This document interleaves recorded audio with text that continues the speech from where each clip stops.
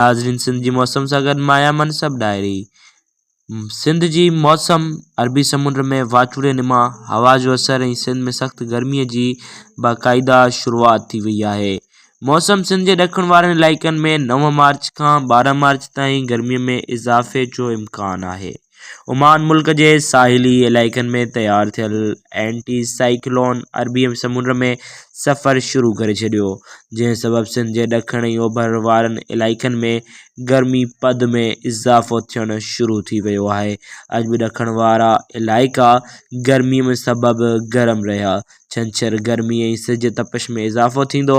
ॾखण विच सिंध ऐं थर जा मुख़्तलिफ़ इलाइक़ा 40 सेंटीग्रेड ताईं पहुचण जा इम्कान। सिंध जे कराची डिवीज़न, हैदराबाद डिवीज़न, मीरपुर ख़ास डिवीज़न ऐं शहीद बेनज़ीराबाद डिवीज़न जा इलाइक़ा गर्मीअ जी लपेट में रहंदा। हैदराबाद ज़िले में गर्मी पद 38 सेंटीग्रेड खां 40 सेंटीग्रेड ताईं गर्मी रिकॉर्ड थियण जो इम्कान आहे। मौसम बाबति ॼाण ॾींदड़ मॉडल्स उहो ॾेखारे रहिया आहिनि त 9 मार्च खां 12 मार्च ताईं ॾखण ऐं सिंध जे थर जे इलाइक़नि में टेम्परेचर 40 खां 43 सेंटीग्रेड रिकॉर्ड थियण जा इम्कान आहिनि।